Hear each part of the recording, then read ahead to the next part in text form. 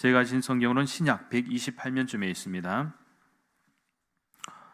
누가복음 19장 1절에서 10절까지 말씀 우리 함께 교독하실 텐데, 마지막 절은 한 목소리를 같이 읽도록 하겠습니다.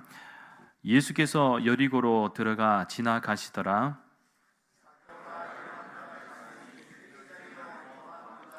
그가 예수께서 어떠한 사람인가 하여 보고자 하되 키가 작고 사람이 많아 할 수 없어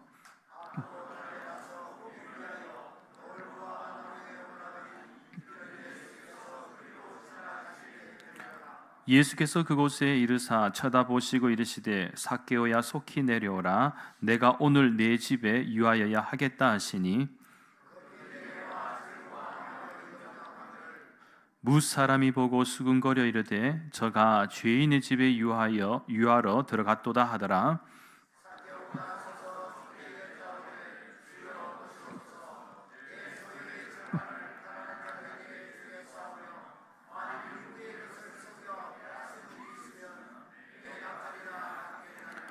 예수께서 이르시되 오늘 구원이 이 집에 이르렀으니 이 사람도 아브라함의 자손이미로다. 인자가 온 것은 잃어버린 자를 찾아 구원하려 함이니라. 아멘. 할렐루야. 오늘은 2025년 사순절 넷째 주일 예배로 하나님께 나아갑니다. 지난 한 주간 시간은 이 산불로 인해서 전국적으로 정말 많은 피해를 입은 시간이었습니다.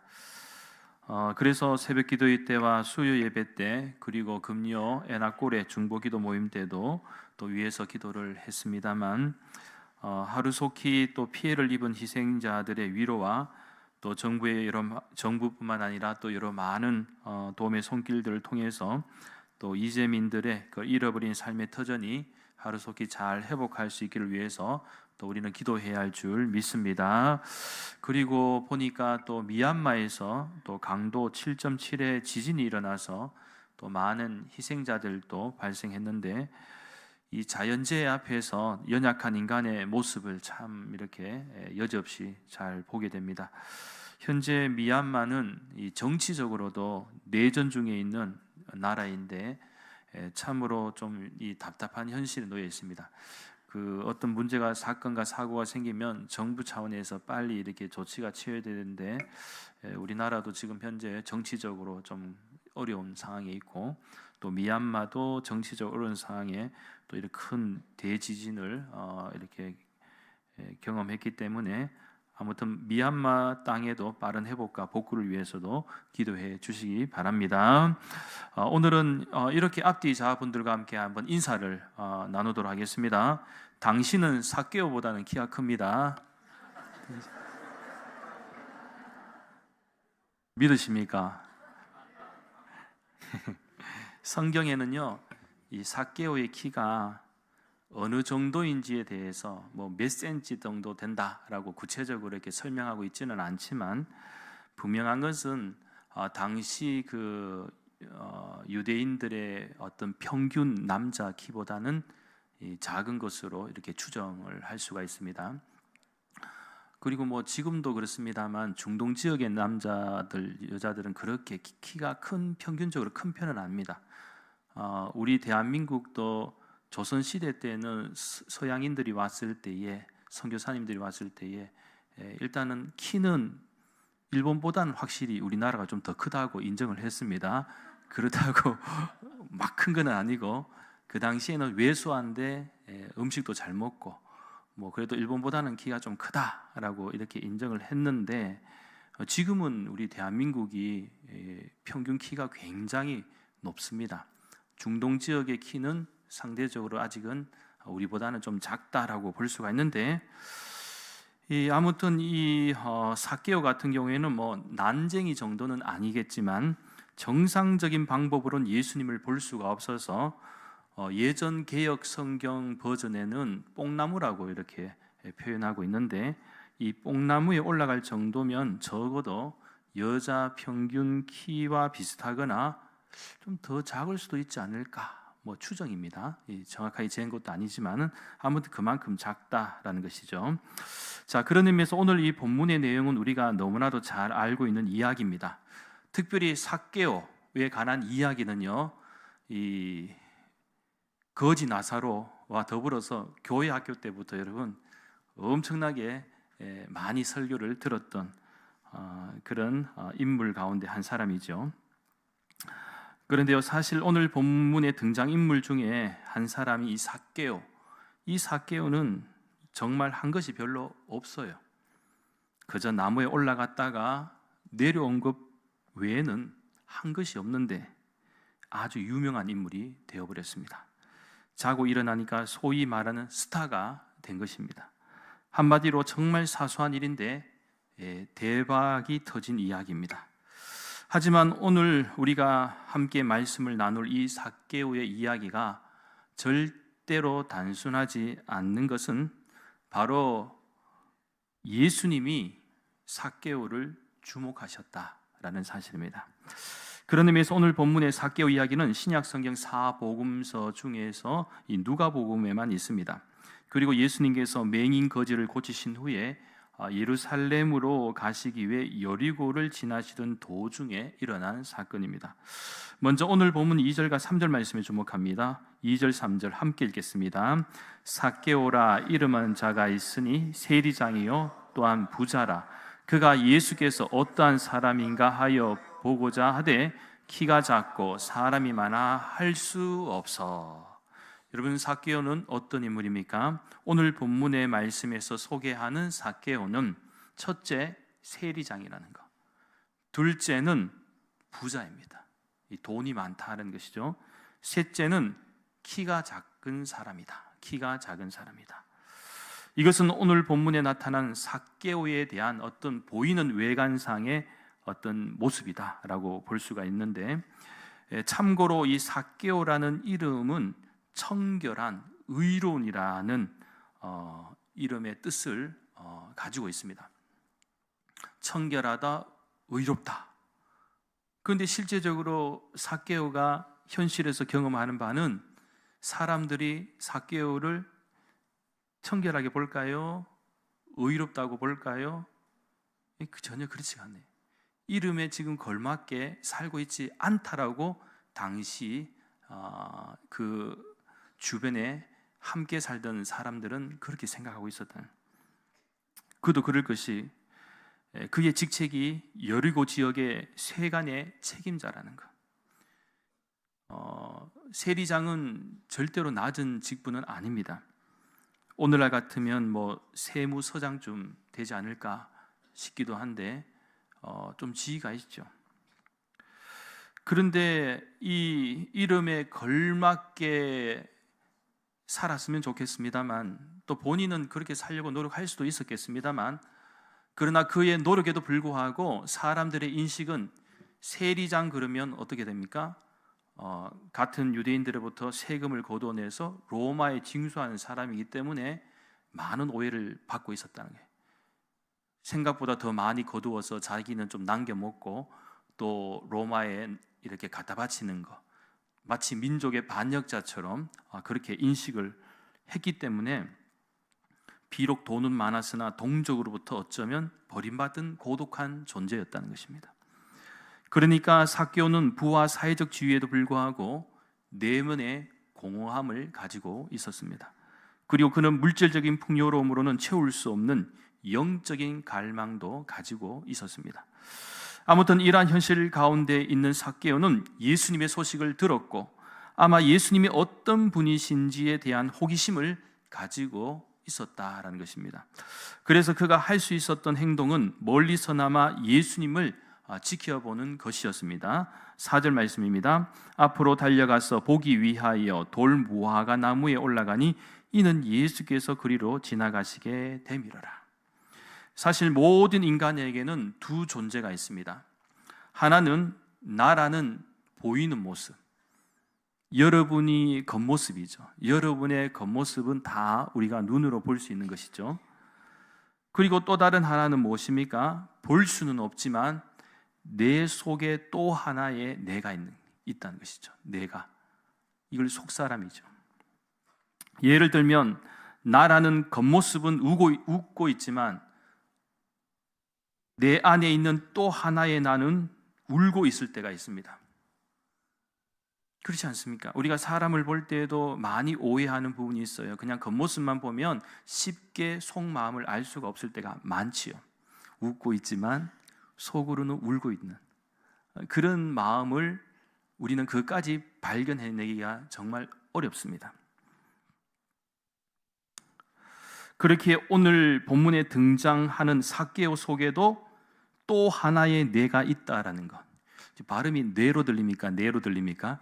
잘해야 되는 저 뇌, 하여튼 뇌가 있다는 거예요. 뇌, 나 자신 있는데 그의 겉모습은 마치 아무렇지도 않게 보이지만 사실은 울고 있는 뇌가 있었고, 괴로워하는 뇌가 있었고, 부끄러움과 수치심을 느끼는 뇌가 있었습니다.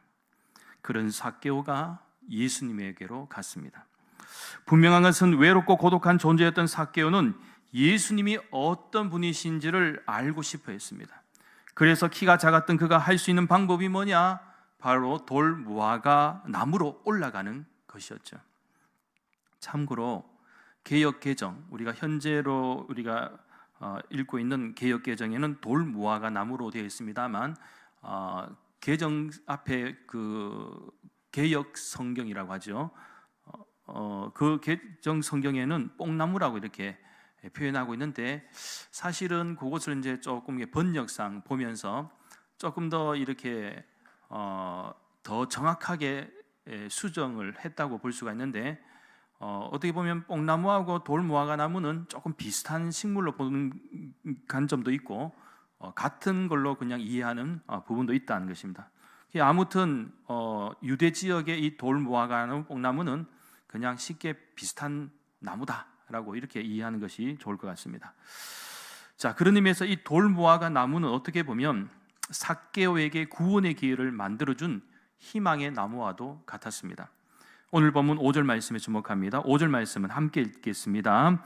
예수께서 그곳에 이르사 쳐다보시고 이르시되 삭개오야 속히 내려오라 내가 오늘 내 집에 유하여야 하겠다 하시니, 예수님께서 그 수많은 사람들 사이에서 돌무화과 나무에 올라 있는 삭개오를 보셨습니다. 사실 사람들은 삭개오의 겉모습만 보았습니다.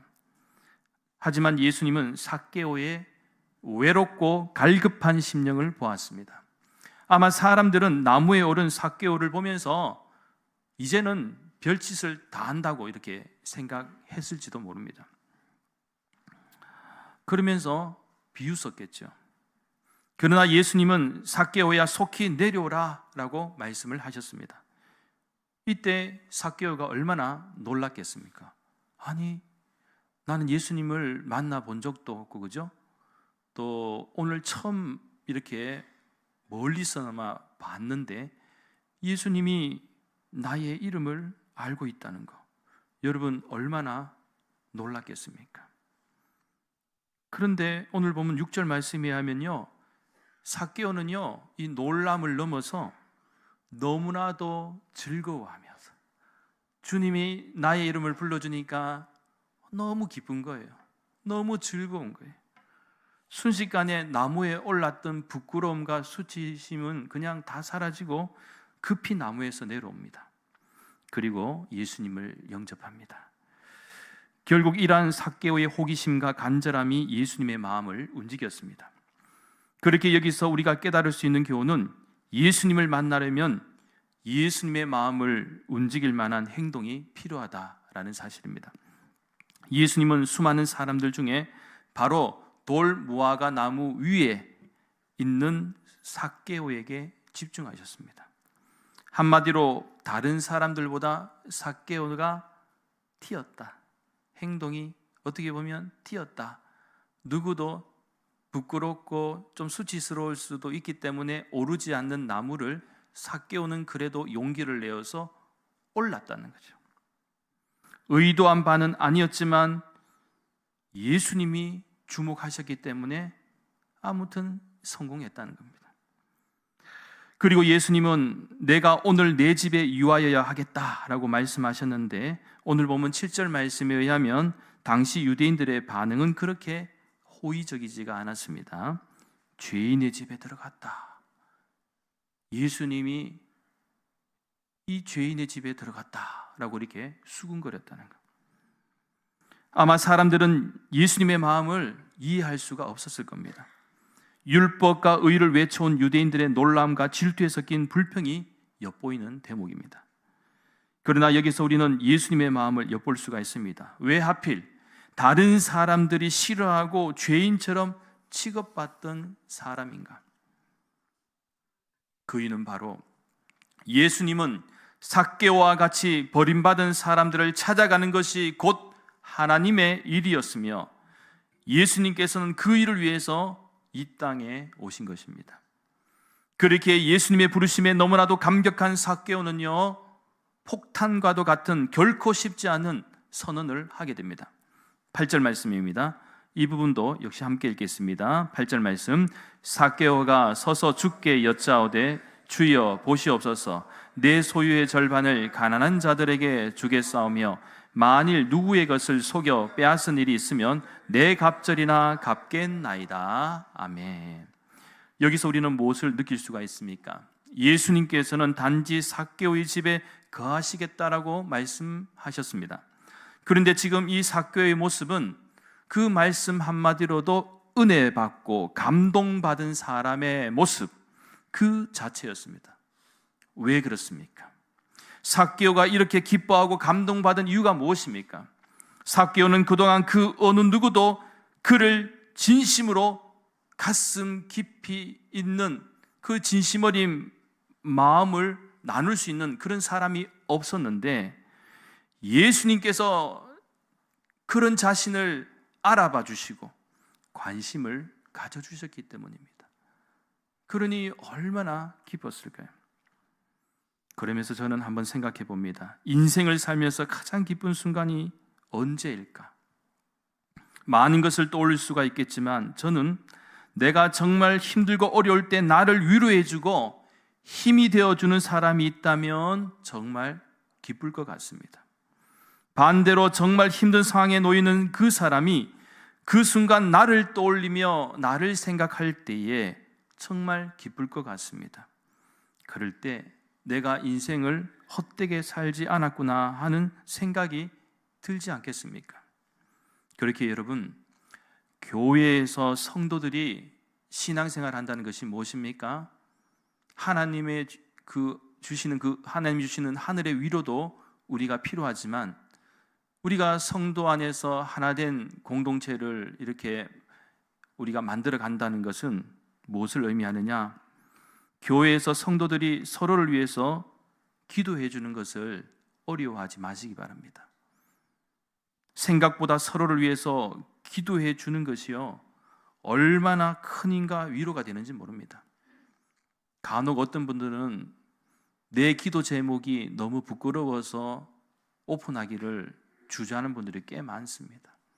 그러면서 혼자서 가슴앓이 하는 분들이 있다는 거예요. 물론 하나님이 다 그 중심을 아십니다. 하나님께 기도하면 하나님께서 위로해 주시죠.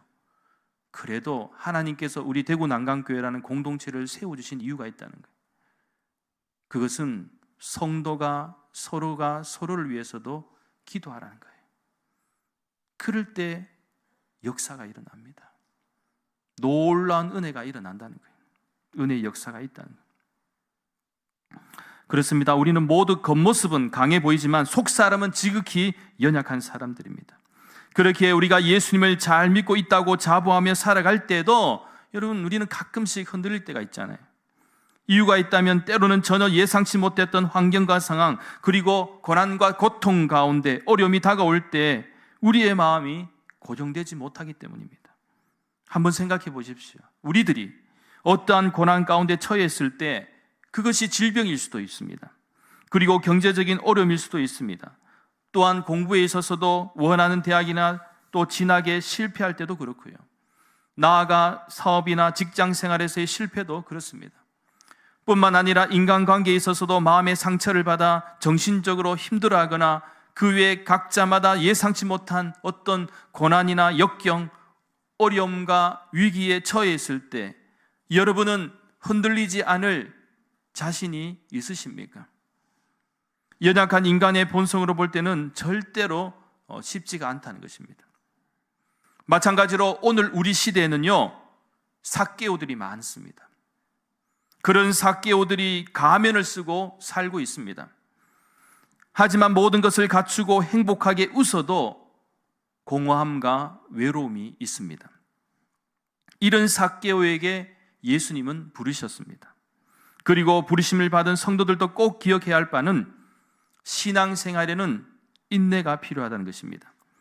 사실 우리가 부딪히는 크고 작은 문제들은 다 사회적인 환경의 문제도 있겠지만 대부분이 인간적인 관계에서 올 때가 많습니다.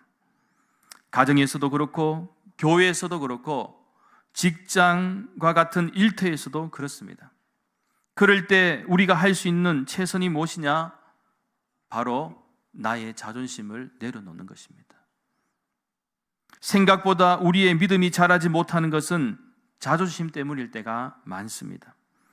저도 지금까지 경험했던 많은 이야기들 가운데 교인들이 잘 삐지는 부분이 어디냐? 잘 삐지는 대목이 있어요. 잘 삐지는 게 어떤 부분이냐? 생각보다 큰일이 아닙니다. 목사님이나 교인들 가운데 그 누군가가 자신을 무시한대.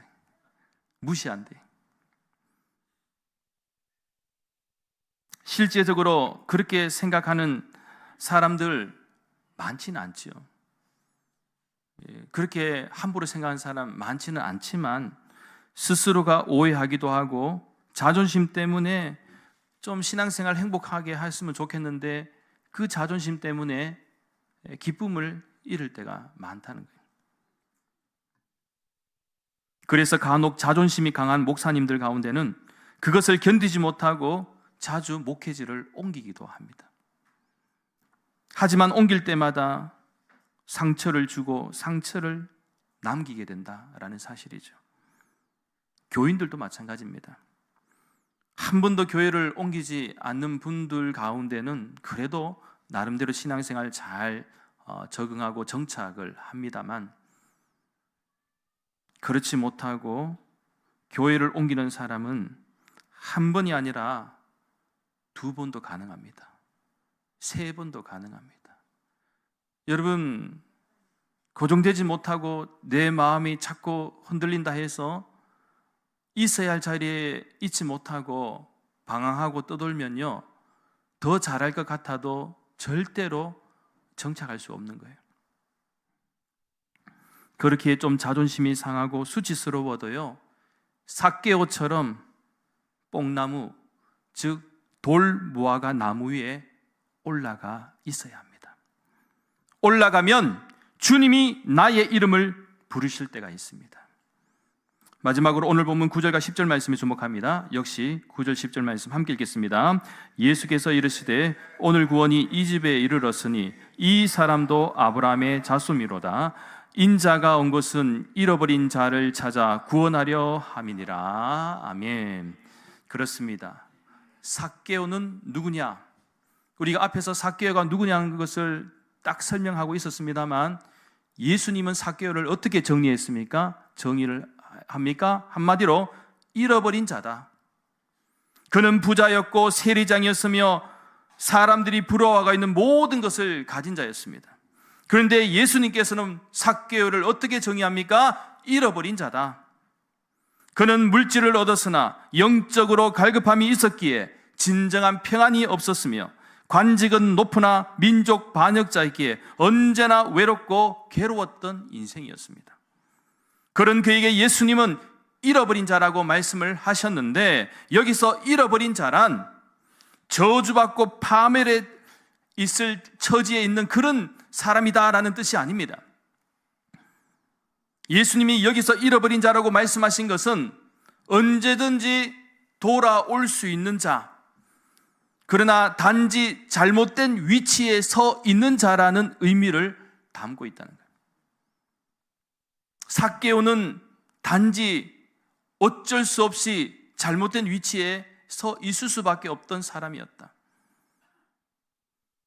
그런 사람조차도 예수님을 만나면 그는 구원을 받은 기회가 있다는 겁니다. 우리 역시 마찬가지입니다. 살아가다 보면 가끔씩 잘못된 위치에 서 있을 수가 있습니다.